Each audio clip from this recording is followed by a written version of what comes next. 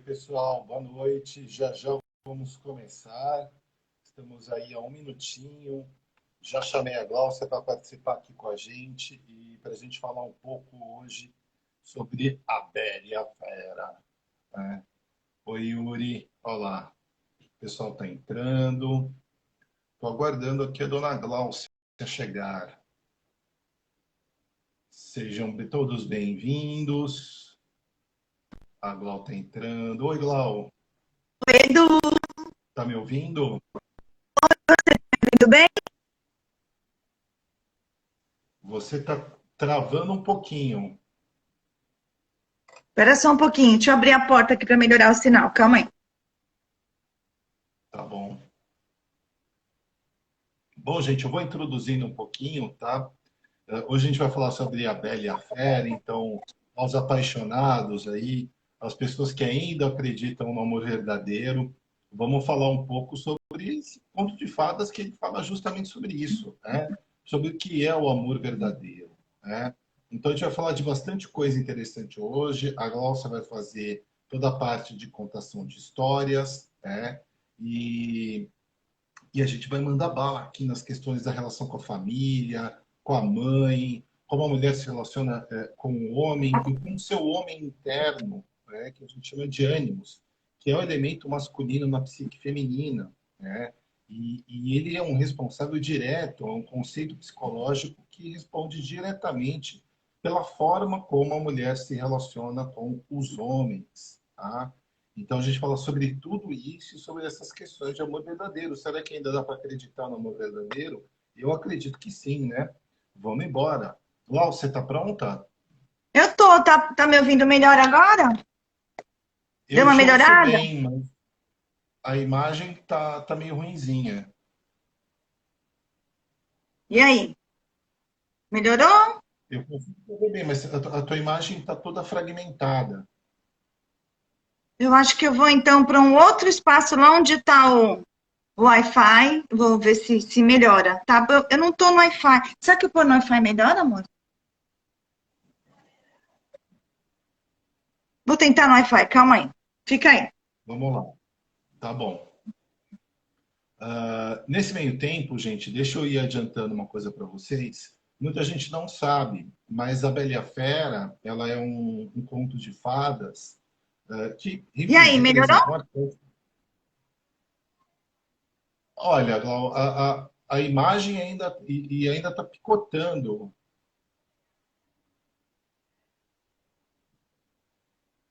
para mim um pouquinho. Mas eu vou falando aqui um pouquinho, gente, porque assim, esse arquétipo sobre amor, ele tem um mito original, vamos dizer assim, né?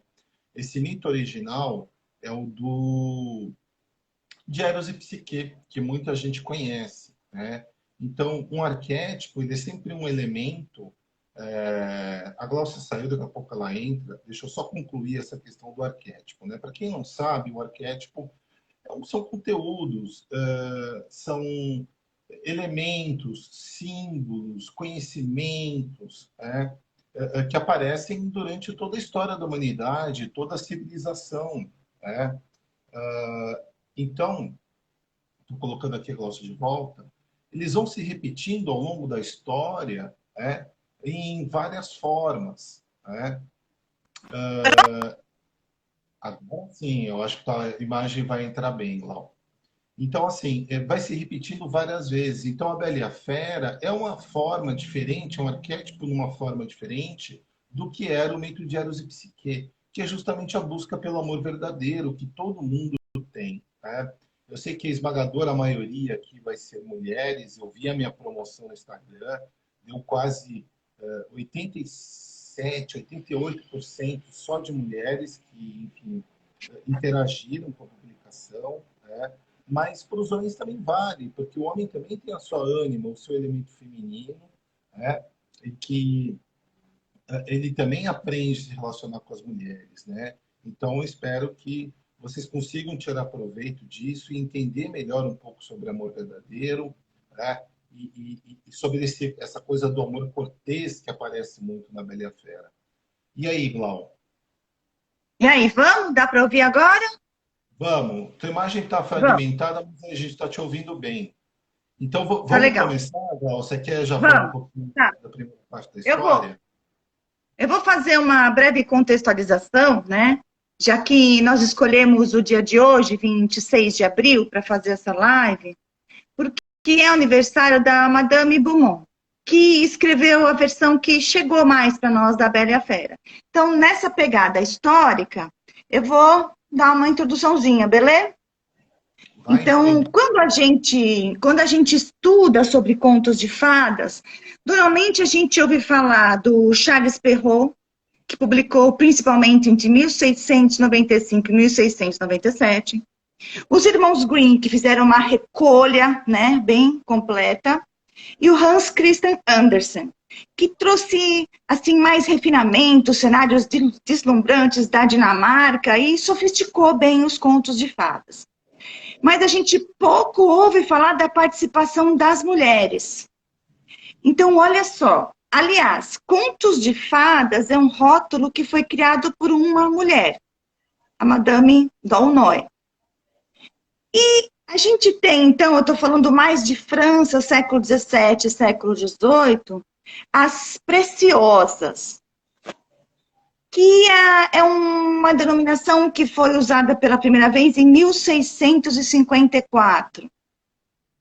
Se chamavam os escritores dessa maneira pelo seu jeito peculiar de conseguir transformar a realidade e transmiti-la para os leitores, de uma forma, né, assim, mais trabalhada. Então, a gente tem, em 1740, a Madame Villeneuve, que escreveu também um conto com esse nome, A Bela e a Fera. Mas era muito mais longo. E tinha a origem da fera, a origem da Bela, para depois chegar no encontro. E pasmem, a Bela e a Fera são primos, tá? Mas isso pode ficar para uma outra live, certo? Nesta versão dela, o comerciante rico tem 12 filhos. Em 1756, então, a Madame Villeneuve escreveu em 1740 e a Madame Beaumont, que faria 310 anos hoje, escreveu em 1756 essa versão que chegou mais para nós com as antologias.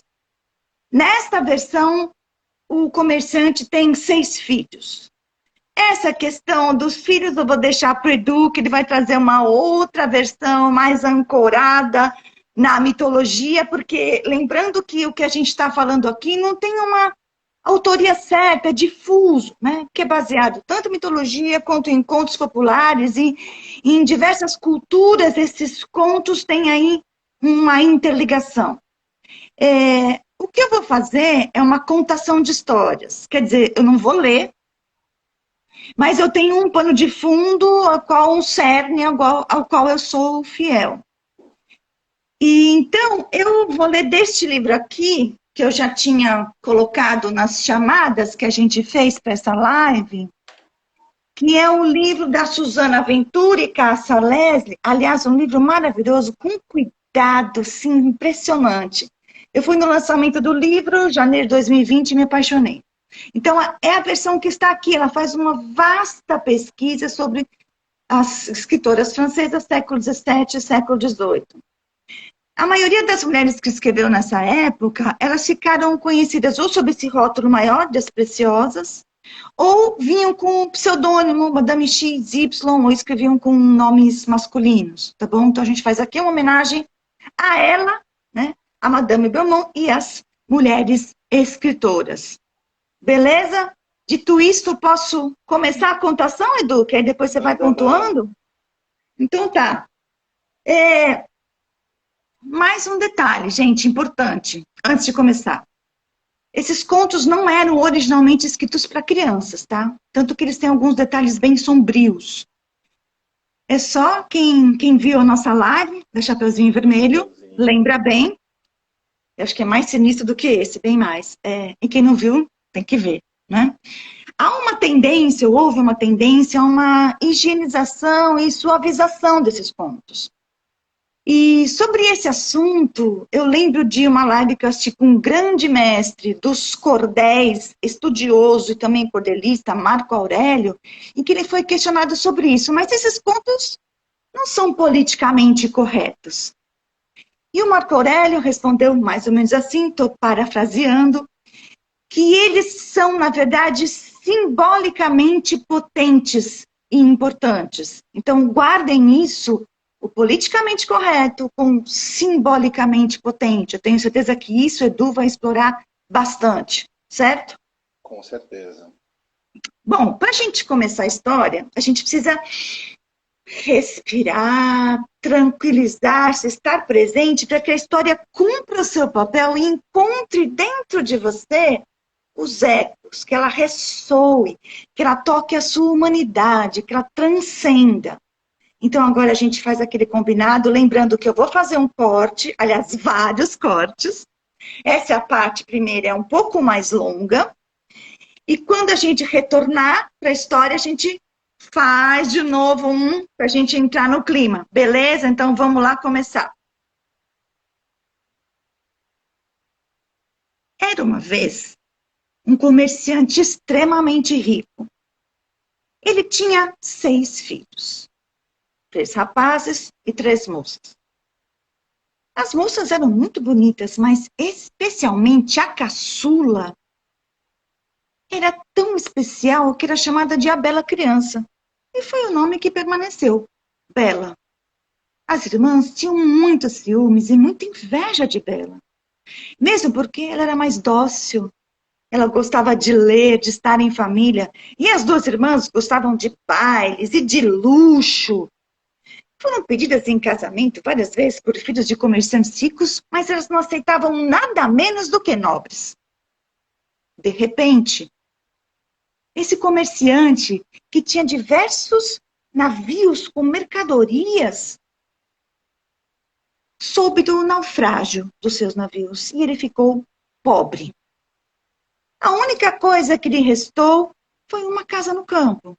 E ele não encontrou saída a não ser levar a família para morar lá. E assim buscarem a sobrevivência. As filhas ficaram revoltadas. Onde já se viu elas iam trabalhar no campo com aquela gentalha? Mas Bela, apesar das dificuldades, procurou se adaptar. E tanto trabalhava no campo, quanto fazia os afazeres domésticos e ainda aguentava os insultos das irmãs, que simplesmente não suportavam o jeito da menina. Depois de um ano de duras penas de trabalho pesado, ele recebeu uma carta que um dos seus navios havia chegado ao porto. Então ele precisaria ir até lá para conseguir resgatar mercadorias e, quem sabe, trazer de novo um modo de vida um pouco mais confortável para sua família. As irmãs de Bela foram logo pedindo tiaras e echarpes e vestidos. E Bela, quando perguntada, pediu uma rosa. Ela não se importava com todas aquelas outras coisas. E para não ficar sem pedir nada e depois continuar ouvindo as rudezas das irmãs, ela pediu uma rosa. O pai dela fez a viagem, mas ao chegar lá, havia tantas despesas e processos que ele voltou tão pobre quanto havia ido. No caminho, já chegando perto de casa e feliz porque ia ver os filhos, mas preocupado com a reação das filhas, ele precisava passar por um bosque. De repente, o tempo mudou e um vento muito forte começou a soprar. Derrubou-o do cavalo várias vezes e começou a nevar. Ele ficou desesperado, porque achava que ia morrer de fome ou de frio, ou ser devorado pelos lobos, cujos uivos ele ouvia bem ao longe. Mas eis que, após uma longa fileira de árvores, ele viu uma luz forte. E para lá se dirigiu, pensando que havia, enfim, encontrado um abrigo. Quando estavam caminhando para lá, viu uma estrebaria grande aberta. Seu cavalo, cansado e com frio, já logo entrou e começou a se alimentar. O homem continuou caminhando e chegou à porta de um grande palácio. Ele bateu, ele chamou, ninguém respondeu. Quando ele empurrou um pouco a porta estava só encostada e abriu. Ele adentrou e chegou numa grande sala, com uma lareira aconchegante e uma mesa posta para uma pessoa, com carnes e vinhos. Ele procurou e não viu ninguém, chamou, mas ninguém aparecia. Ele foi se esquentar então na lareira porque ele estava com muito frio e todo molhado. E aguardou, mas ninguém apareceu. E eis que ele não aguentou de fome, sentou, comeu muito bem. Bom, já um pouco encorajado pelo vinho, ele resolveu caminhar por aquele palácio. Ele viu um aposento tão prontinho, o cansaço era tão grande, tão aconchegante era aquele quarto, que ele entrou e descansou. Na manhã seguinte, acordou e viu que havia um traje seco e limpo ao lado da sua cama. Ele se vestiu e se dirigiu para a mesma sala, na esperança de encontrar alguém para agradecer. Mas não havia ninguém, só havia uma jarra com café quente, um chocolate gostoso, um de jejum. Ele comeu e resolveu então que deveria voltar para sua casa. Ele foi saindo do castelo, estava um dia lindo, a neve já havia passado, um sol, e ele saiu no meio de um canteiro de rosas como ele nunca havia visto, maravilhosas. E lembrou-se do pedido de Bela. Então pegou um ramalhete com algumas rosas e, de repente, ouviu um ruído assustador. Quando olhou para o seu lado, viu uma fera com um aspecto terrível. E a fera lhe disse: seu ingrato, salvei sua vida e ainda assim você rouba as rosas, que é o que eu tenho de mais precioso, pois você vai pagar com a sua vida. O homem se ajoelhou, começou a tremer e disse a ele que não havia feito, senhor, eu não fiz isso de propósito, não fiz para ofendê-lo, eu só queria levar para uma de minhas filhas. A fera então parou e disse: eu não gosto que me chame de senhor, pode me chamar de fera mesmo. Essas suas bajulações, sua imploração, não me interessa nada. Mas já que você disse que tem filhas, então eu vou poupar sua vida se você trouxer uma delas aqui, que venha de boa vontade, para morrer no seu lugar. O homem ficou assustadíssimo. Como? Ele entregara uma das filhas dele para aquele monstro? Mas pensou que pelo menos teria tempo de se despedir da sua família. Antes de partir, a fera deu a ele um baú cheio de moedas de ouro, para que ele não fosse de mãos vazias. O homem chegou, a família estava reunida, e ele olhou para Bela e disse: pegue essas rosas, minha querida filha, pois elas custaram muito caro ao seu desgraçado pai. E contou todo o seu infortúnio. As irmãs, claro, furiosas, disseram que era culpa de Bela. Por que essa snob tinha que pedir rosas para o nosso pai? Agora ele ia morrer. E a culpa era de quem? Da Bela. Bela disse que jamais permitiria que seu pai fosse morto. Ela iria sim para o castelo. Ela não tinha tanto apego à vida e também não conseguiria jamais conviver com o remorso de haver causado a morte de seu pai. Seu pai disse que não. Seus irmãos disseram que iriam lá e matariam a fera. Mas o pai disse que era impossível. A fera era poderosa e havia uma certa magia naquele castelo. Foi impossível convencer Bela a ficar em casa. Então, alguns dias depois, eles partiram para o castelo. O pai e a Bela. Pausa, Du, é com você. Bom, isso como eu estava falando a respeito dos arquétipos, né? Então, todo inconsciente coletivo ele é composto desses arquétipos, desses elementos, desses símbolos, dessas histórias da arte que passa de geração em geração, né? E eu comentava que Eros e Psique é o mito, é a história original disso, porque é o mito que fala sobre o amor, né? É um mito primeiro sobre o amor. Para quem não sabe, o Eros é o deus do amor, justamente, muito conhecido pela figura do Cupido. Só que na mitologia grega, vamos fazer um pouco de justiça a ele, porque ele já é um adolescente, ele é um jovem, e até por isso também a Psique fica tão encantada por ele. E vocês vão ver no decorrer da história alguns símbolos comuns, tá? Por exemplo, as irmãs invejosas da Psique, elas também estão representadas nas irmãs da Bela, tá? E essa coisa do hierogasmos, né? Quer dizer, você oferecer à virgem, né, a um espírito do mal, a um dragão, a um feiticeiro, a fim de estabelecer a paz no reino, né? Então, de certa forma, se sacrifica a virgindade de uma filha, no geral é a filha, né, ou a própria vida dela, né, para que se estabeleça uma reordem, né, uma reorganização num reino. Que, bem, na verdade, o reino, e todo e qualquer reino que a gente vê em contos de fadas ou mitos, eles são sempre a representação da nossa própria psique, né, do nosso próprio reino psicológico, que é o nosso mundo interno, tá? Então, assim como eu falei na live de Deméter e Perséfone, aqui também tem uma certa questão de rapto, né? Não é aquele rapto de ir lá e roubar a donzela efetivamente, né? Mas há uma ameaça, né? Uma grave ameaça da fera contra o pai, né? Que acaba entregando a filha, tá? Isso é típico, gente, esse caráter de rapto, né? E vocês vão ver isso ao longo do conto, que é o feminino, né? A projeção de uma fase matriarcal, que renega muito o masculino, que animaliza, que vê o homem realmente como um violador, que vê o elemento masculino sempre como violento, ruim, negativo, monstruoso. A psique, o monstro que ela tinha que enfrentar era a própria morte, para que você tenha uma ideia, né? Era o monstro que vinha tomar a vida dela, né? No caso da Bela, é a fera, né? Que é um príncipe encantado, literalmente, né? Mas ele representa esse elemento hostil, né? Que inclusive está na coisa do deflorar, ou seja, né? Do tirar a virgindade, simbolizado na parte do conto onde o pai da Bela arranca a rosa, né? Tem algo inadequado aí do ponto de vista, né, psicanalítico.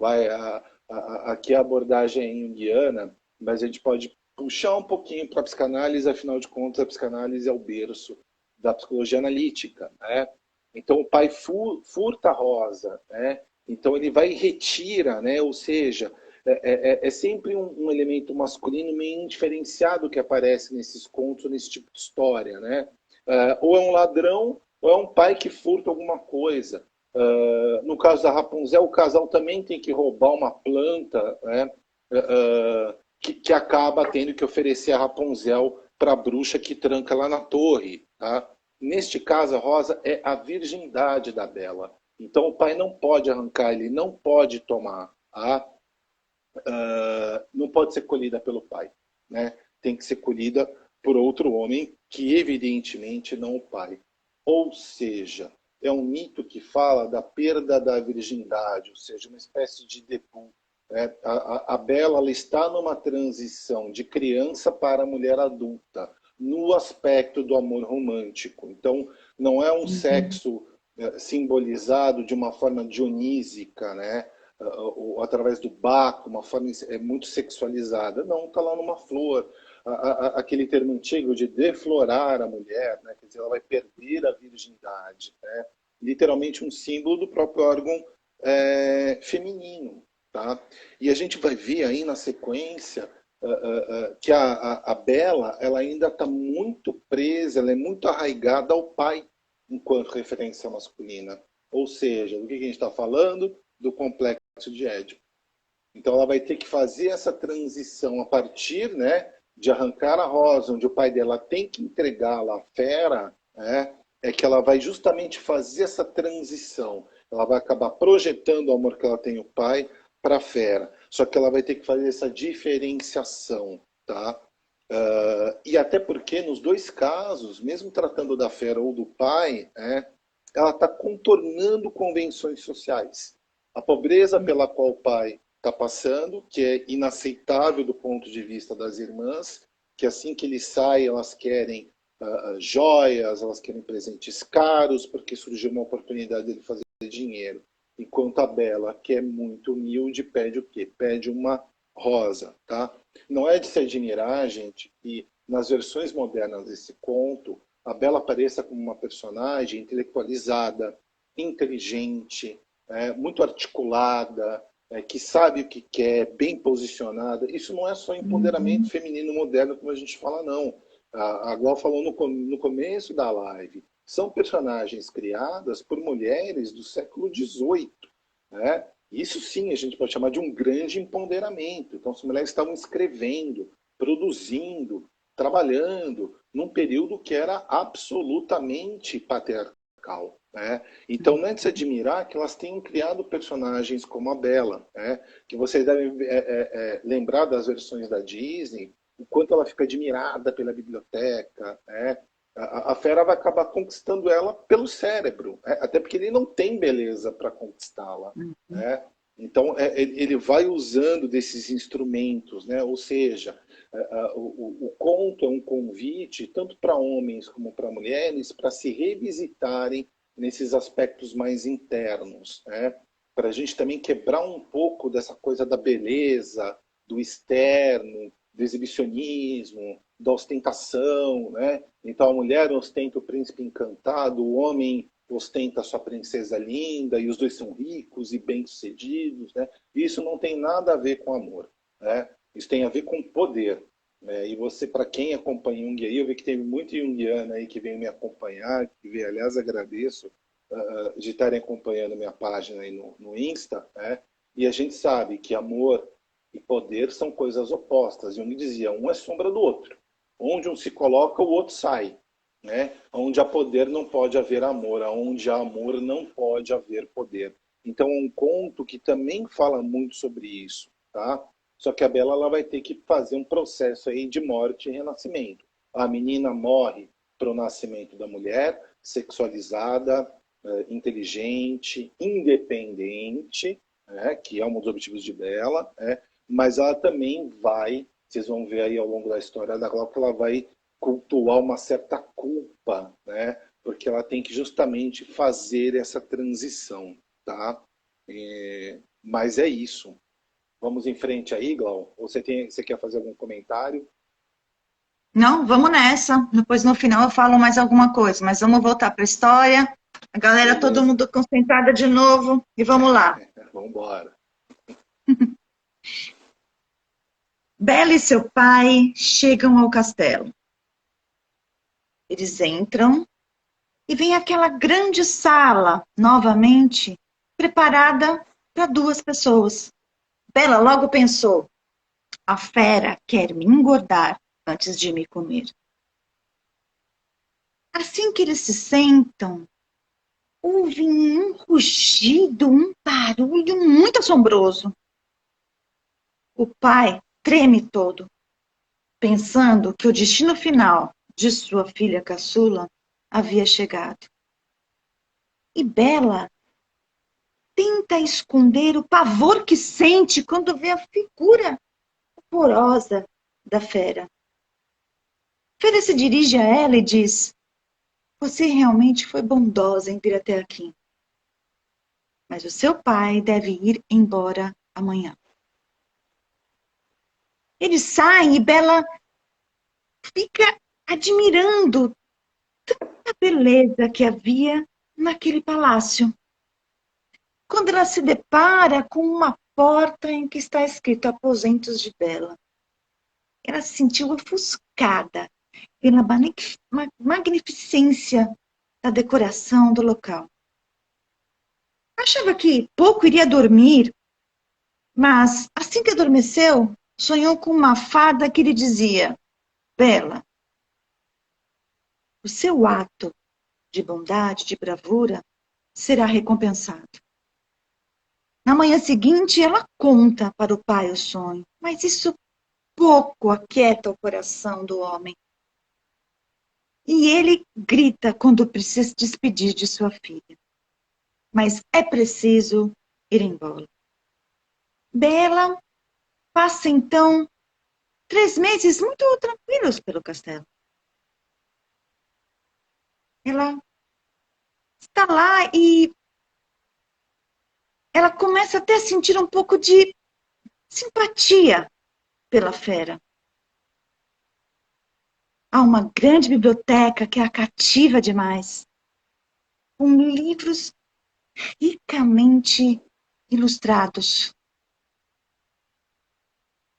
E Bela sente, naquela noite, ela comeu com bastante apetite e quase não tinha medo mais da fera, porque ele era tão gentil com ela. Mas ela estremeceu quando ele lhe disse: Bela, você quer se casar comigo? Só deixa, Edu. Então, gente, esse pedido de casamento ele é bastante simbólico, né? Primeiro a gente tem que dizer, eu vou reforçar um pouco esse sentimento de culpa da Bela, né? Porque ela está indo para a independência. Sair da casa paterna para onde for, né? Ou da casa dos pais, né? Já que os mitos aí, também os contos, eles se confundem. Então, tem que ter irmãos, os outros não têm irmãos, esses têm irmãs, né? O que a Glau trouxe tem 3 irmãos e 3 irmãs, e na versão da Disney ela é filha única, tá? Mas a gente sempre tem que lembrar que a Disney se trata de um desenho, de um produto para criança, eles vão suavizar e açucarar o máximo possível, então aquilo se torna uma coisa inadequada, né, para uma criança, tá? Então, de primeiro, eu quero já puxar esse paralelo com as irmãs invejosas, né? Essa coisa da competição, da rivalidade tipicamente feminina, né? Onde uma mulher ela consegue um namorado legal, ela tem conquistas profissionais importantes, ou ela tem uma família bacana, ou ela é muito bonita, né? E ela começa a despertar a típica inveja feminina que entra naquela competição.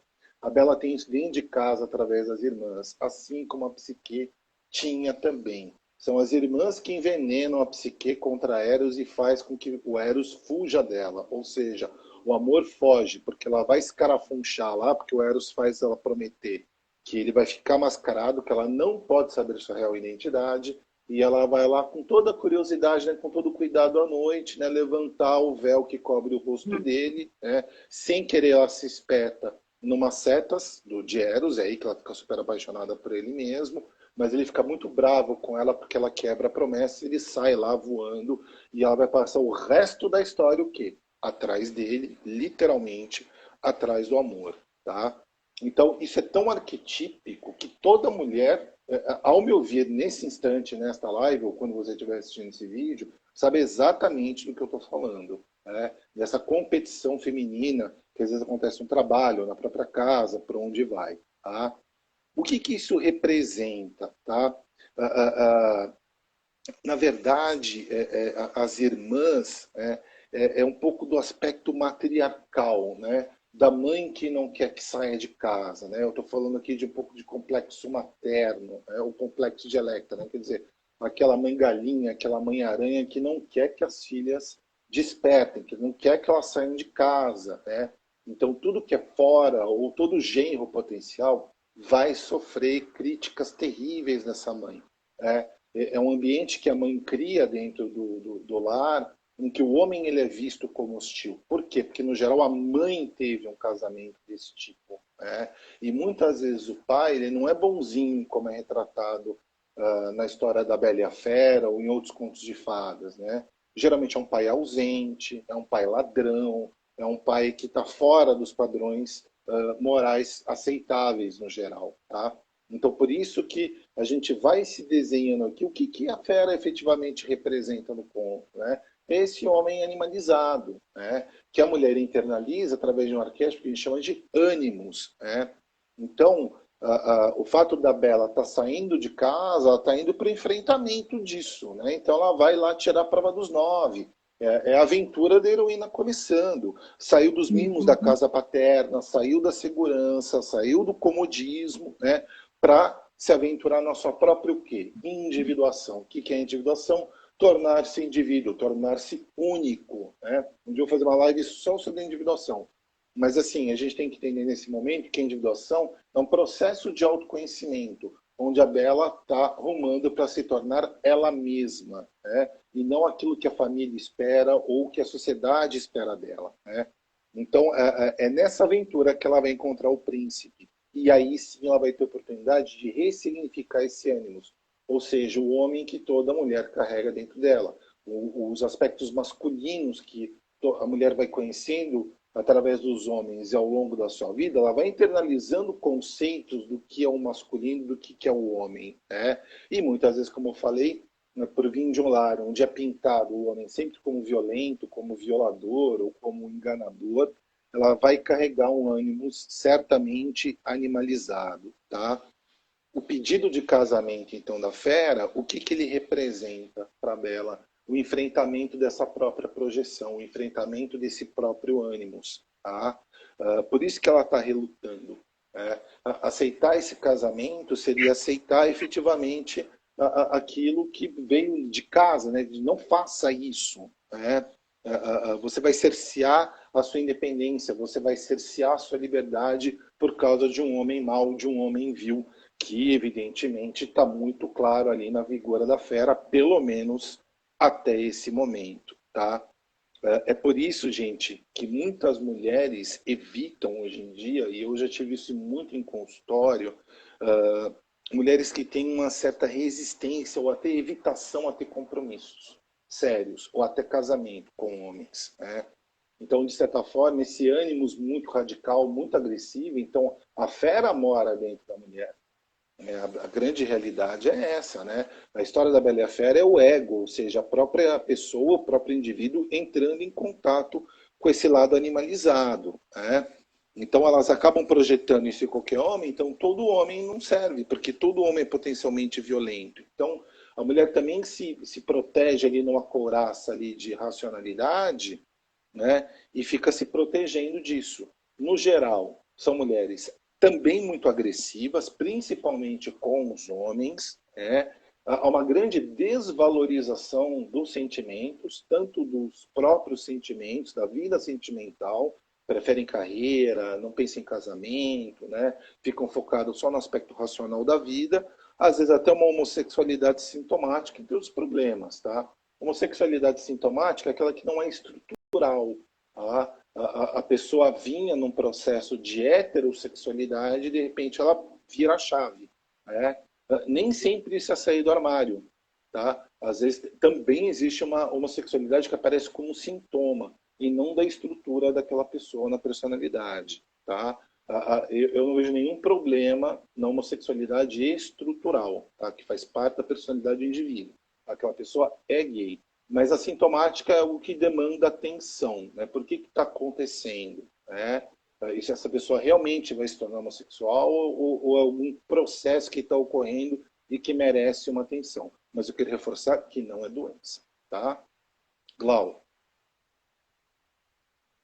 Beleza, vamos voltar para a história então, gente. Bora lá.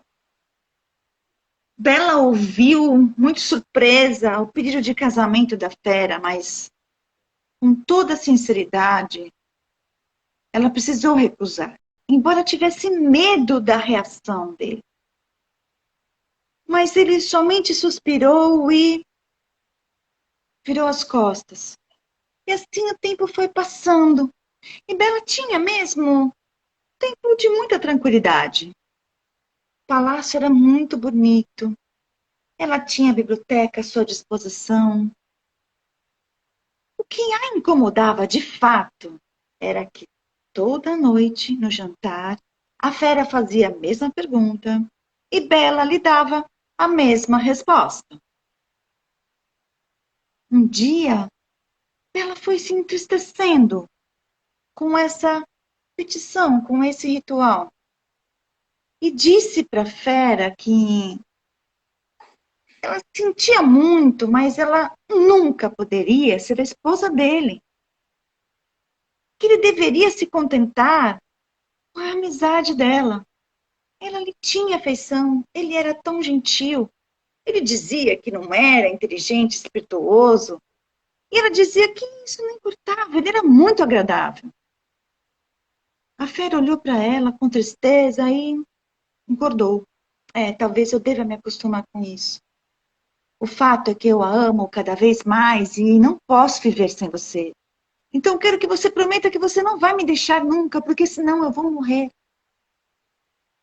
Mas Bela, que havia ganhado da fera um espelho mágico em que ela pedia para ver o que ela precisava naquele momento, se lembrou de que havia visto lá o seu pai, sozinho e muito doente. Sim, os seus irmãos estavam no exército e as irmãs tinham se casado. Então uma sombra passou pelos olhos de Bela. E a fera, então, olhando para ela, perguntou o que a afligia. E ela disse que tinha muita saudade de casa, estava muito preocupada com seu pai e que queria estar com ele, mas que não queria nunca magoar a fera. A fera disse que ele é que jamais iria magoá-la. Então, ele falou que iria permitir que ela voltasse para casa, mas ela deveria prometer que em 8 dias estaria de volta ao palácio, senão ele morreria certamente. E ele deu a ela um anel e disse que era só depositar um anel sobre a mesa que ela estaria novamente no palácio. Bela, então, foi para o seu quarto tão esperançosa. Adormeceu e, no dia seguinte, qual não foi sua alegria quando ela acordou em sua casa? Seu pai gritou de alegria. Ela chamou suas irmãs e percebeu o quão infelizes elas estavam. E quando Bela contava o que ela estava vivendo, os ciúmes e a inveja das irmãs aumentava cada vez mais. E elas resolveram então bolar um plano para que Bela ficasse lá com eles e não voltasse para aquela vida boa que ela estava levando. Ela não merecia isso. Elas sim mereciam ser felizes. Então, quando chegou no 8º dia em que Bela deveria retornar para junto da fera, as irmãs, tão fingidas, gritaram, berraram, choraram e, Bela não teve saída, ela resolveu ficar mais um pouco. Mas na 10ª noite, Bela teve um sonho. A fera estava caída na relva, inconsciente, e parecia tão enfraquecida.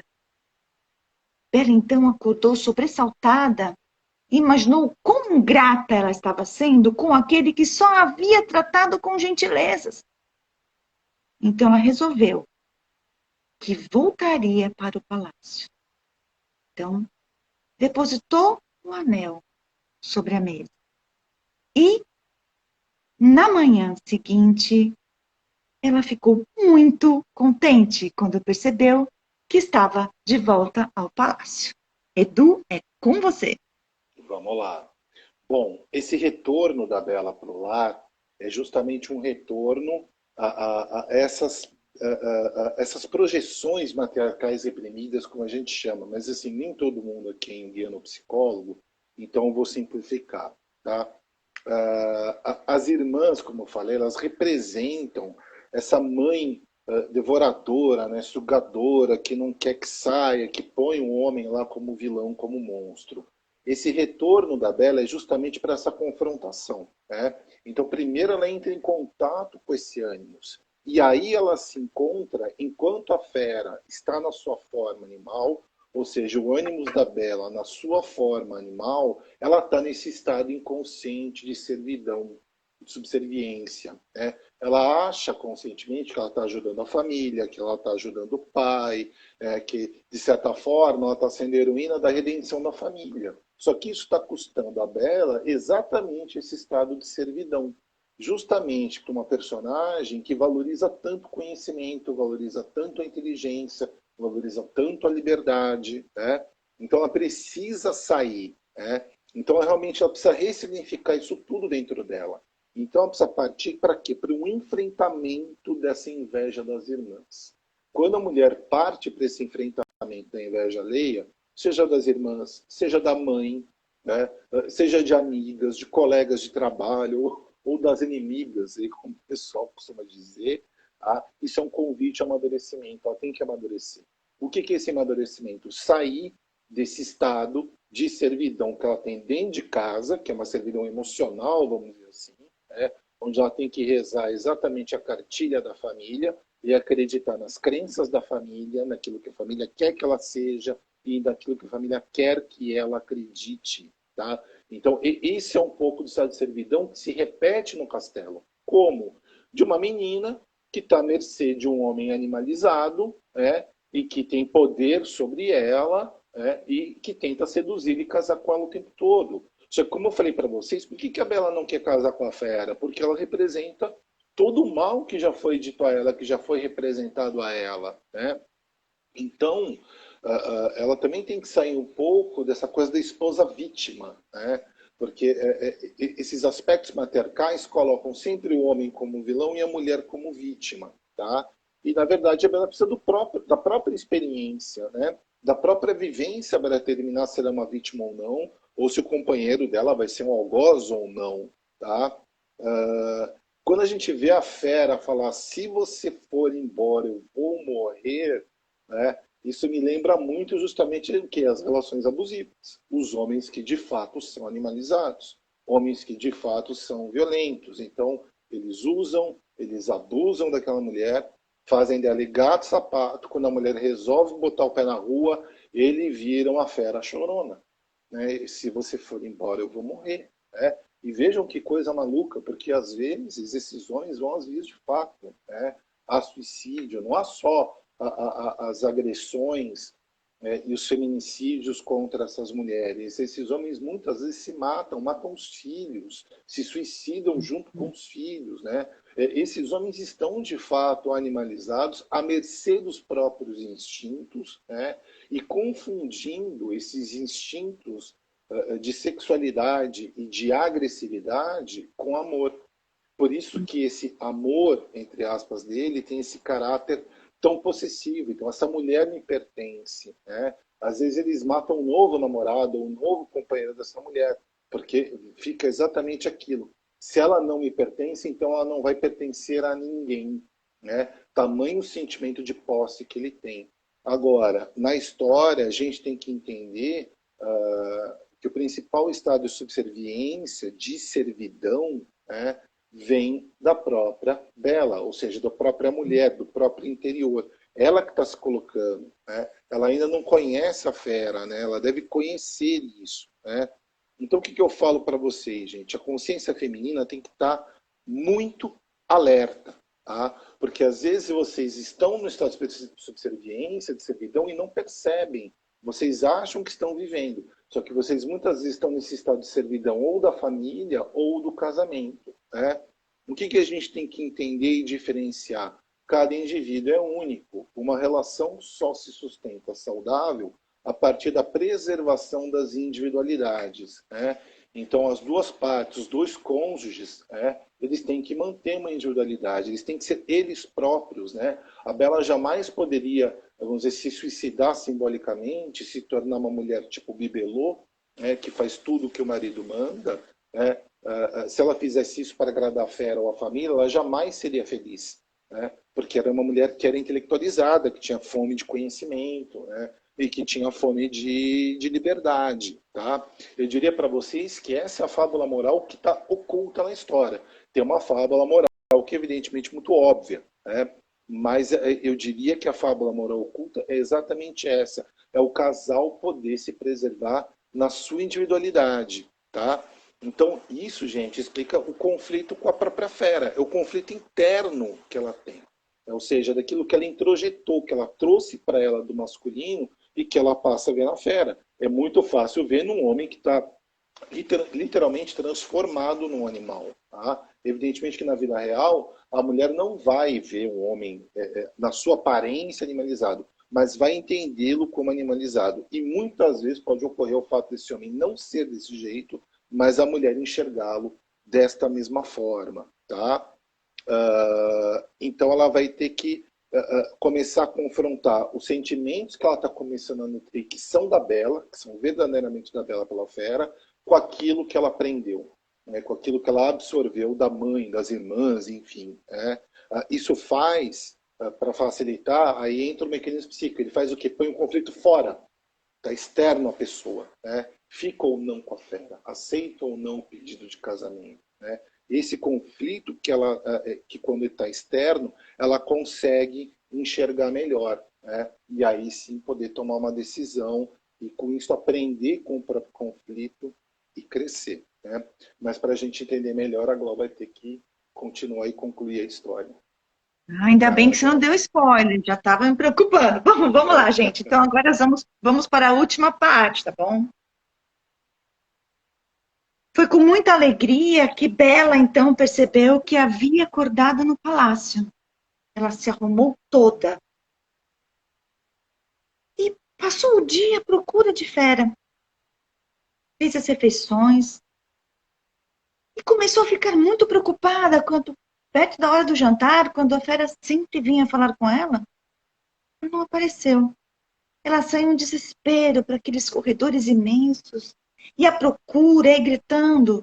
Quando se lembrou do sonho, saiu, se dirigiu ao jardim e encontrou a Fera caída, inconsciente, parecia agonizando.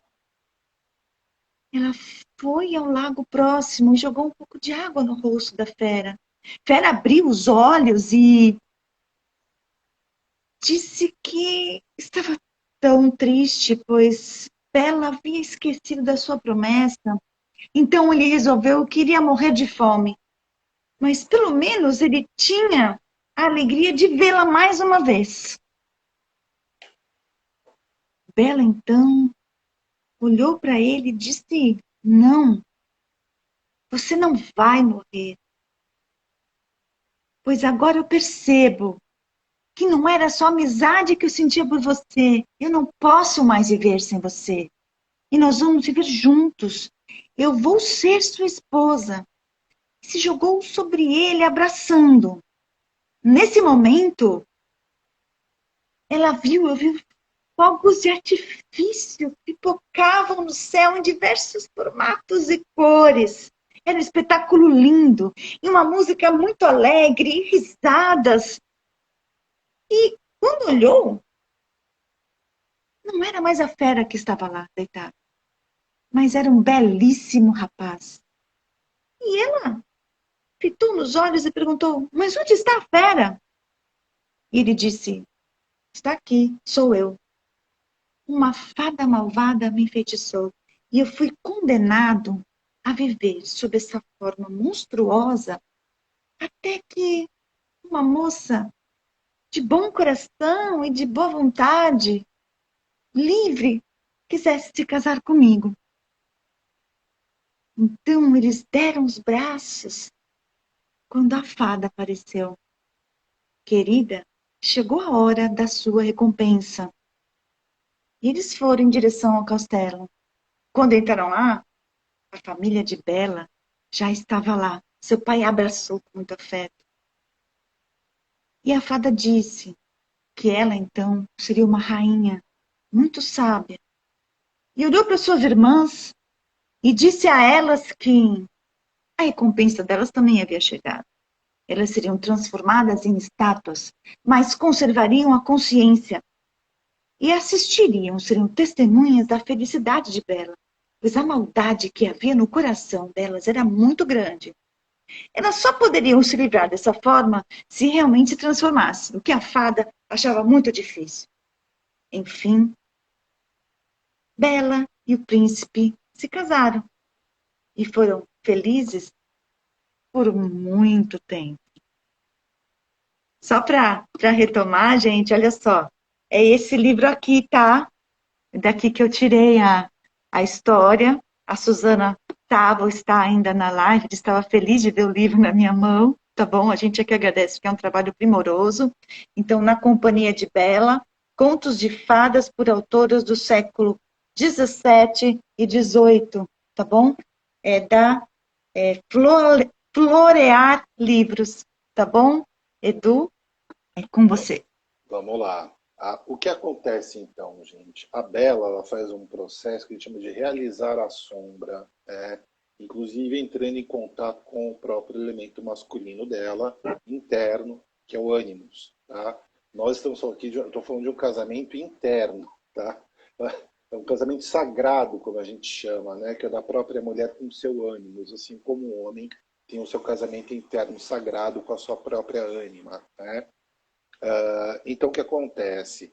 Ela vai ganhar autonomia para ela mesma e para o relacionamento, podemos dizer assim. A Fera morre de fato, não podemos esquecer disso.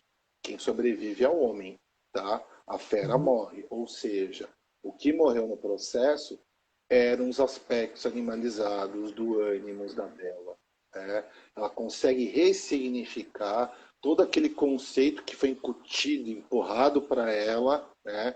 Porque ela descobre no amor verdadeiro que aquele homem, apesar de ter defeitos, enfim, talvez até ser um pouco animal em dado momento, mas ele também não era uma fera selvagem, mau e etc.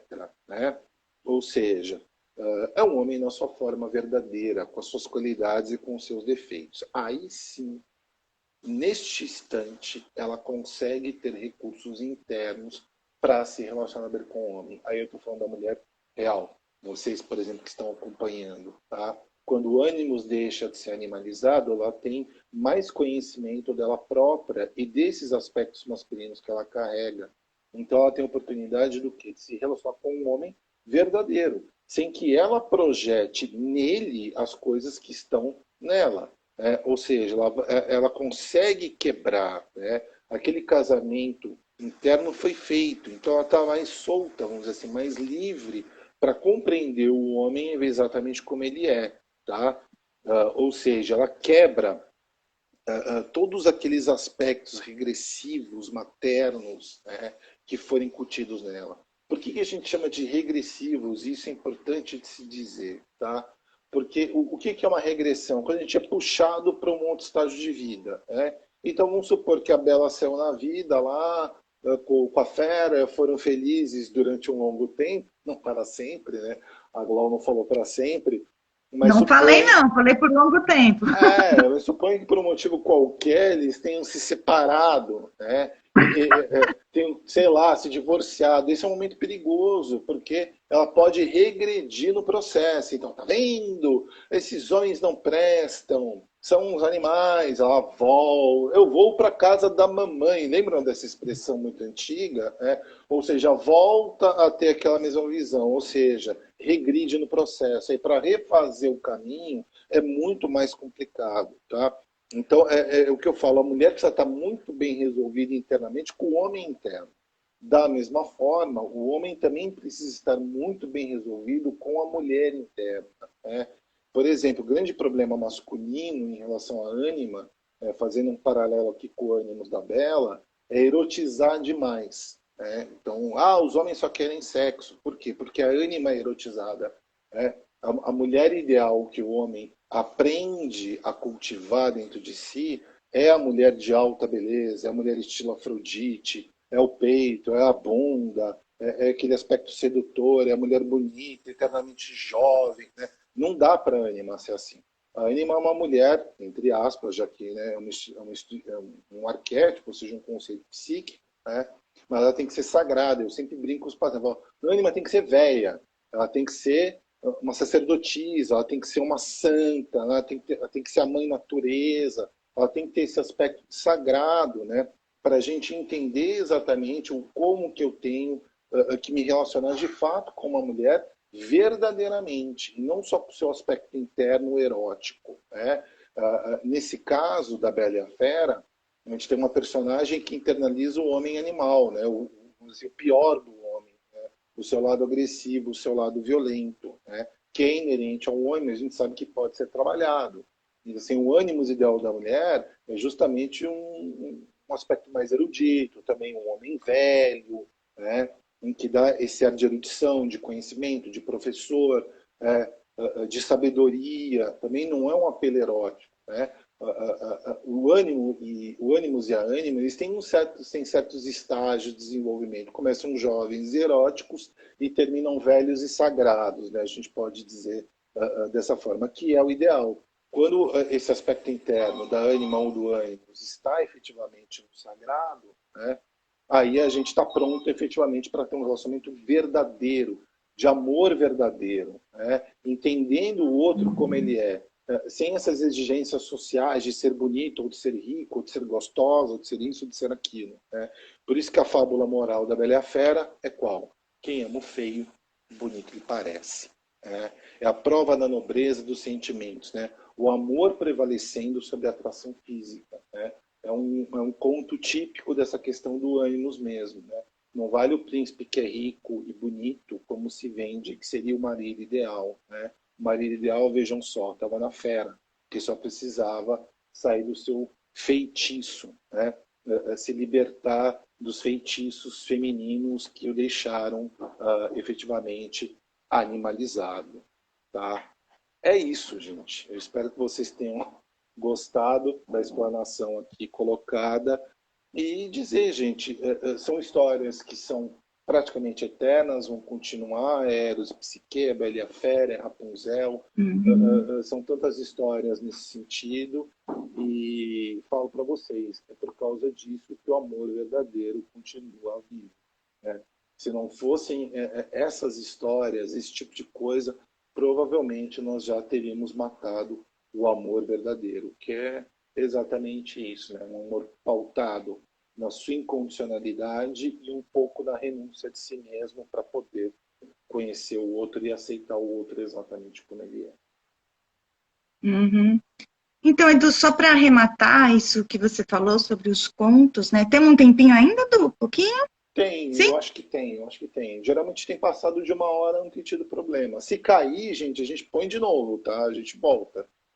Sim, não, é porque eu estava, quando pesquisava para a live, vendo a Clarissa Pinkola Estes, que é uma psicóloga junguiana também, e tem esse livro que é um clássico para os contadores e contadoras de história, Mulheres que Correm com os Lobos, e ela fala dessa questão dos contos. Olha só que legal. O poder do conto está em sua essência perene, pois quando é contado, evoca a profundidade da psique. Lindo, né, Edu?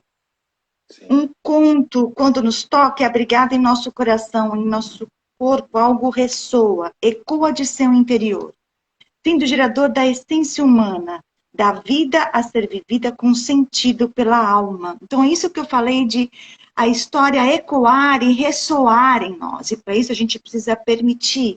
E nós somos uma espécie que precisa da fabulação, precisa da ficção, para os nossos processos psíquicos internos, isso mesmo que o Edu falou. E para terminar, tem um livro que é A Jornada do Escritor, que a gente fala muito da jornada do herói e da heroína, que é do Vogler, que é de 1997, A Jornada do Escritor. Olha só que eu separei. Por isso é que a maioria dos mitos e histórias construídas sobre o modelo mitológico tem o sinal da verdade psicológica. Nossa, achei isso o máximo, porque muitas das histórias, né, a gente vê são, a maioria ou todas, são um recontar dos mitos, dos grandes mitos da humanidade, e essa noção da nossa finitude como seres que conhecem, né, que a gente tem aí um momento também. Então, eu sou apaixonada pelas histórias e sou, assim, um pouco, digamos, suspeita. E eu quero dizer também, Edu, que eu gostei demais dessa interpretação. Aprendi muito, achei bacana, estou muito surpresa. Show de bola, valeu a pena, agradeço. Que bom. A ideia é justamente essa, tá? E certamente a gente não para aqui, igual, vamos fazer outras, né? Vamos fazer a Branca de Neve aí, que foi... Essa live ela foi feita porque a Bela e a Fera foi a mais votada, né? É verdade, eu lembro. Houve assim um pedido, assim, pediram a Bela e a Fera. Uhum. E agora o segundo lugar foi Branca de Neve. Então, eu tenho outros projetos aí, gente, também para os meninos, coitados, que eu comecei essa história de live em março, é só a mulherada, só a Bela e a Fera, Branca de Neve, Cinderela, né? Agora é a vez um pouco dos meninos, os meninos que geralmente gostam bastante de Star Wars. Eu vou fazer uma série de lives aí, já comecei a divulgar no meu canal do YouTube, Psicoflix, está aqui também na minha conta do Instagram, Psi Eduardo Queiroz. Então, me sigam, gente, vai ter mais material, sempre com esse conteúdo, com esse bate-papo que é mais leve, que é gostoso de fazer. Eu tô vendo que vocês acompanharam aí, a audiência não caiu, ela aumentou ao longo da live, isso é muito legal, estou muito feliz. Agradeço muito de vocês estarem aqui a essa hora participando, curtindo com a gente, e certamente vocês vão ter mais material meu e da Glau aí para a gente divulgar, viu? Eu acho que a gente funciona bem como uma dupla assim, não, Edu? Eu concordo. E a pessoa tem gostado. Muito legal o comentário da Suzana Ventura, né? A gente que estuda o período percebe que essas histórias, com muitos casamentos por amor, com autonomia de leitura de ir e vir, etc., traz compensações simbólicas ao que era a realidade. Fica a dica, hein? Também é uma compensação, né, Edu? Excelente observação, viu? Muito bom. Caramba! É a autora do livro, né? Uma das autoras do livro, isso que eu falei. Gente, muito obrigada, viu? Além de aprender, me divertir, foi muito gostoso. Gosto muito de contar histórias e gosto também dessas análises, dessas reflexões, acho que trazem muito para a gente. É importante que a gente se humanize cada vez mais, transcenda, né? E nós estamos precisando bastante disso. Certo, Du? Tá certo. Alguém tem alguma dúvida? Alguém quer fazer alguma pergunta? Acho que não, né? Ou o pessoal está muito tímido, ou a gente foi muito bem, Glau. É que o pessoal está assim, ainda embevecido com tanto talento e conhecimento. Tá bom, gente. Então, assim, a Glaucia Jacu, a conta dela aqui no Instagram, né? Aqui vocês já estão na minha. Jacuque, né, Du? Jacuque, né? O Du é para Jacu, já diria o pica-pau. Então, assim, se alguém tiver alguma dúvida, isso aqui vai para o IGTV, eu vou divulgar. É só colocar sua pergunta aí nos seus comentários ou mandar pelo direct, tá bom? Tchau, gente. Obrigadão mais uma vez, um beijo para você. Tchau, pessoal, um beijo para vocês e vamos continuar aí acreditando. Beijo a todos. Obrigada, Edu. Obrigada, galera. Tchau, até mais. Perguntas, mandem. Falem com a gente. Tchau, tchau. Até.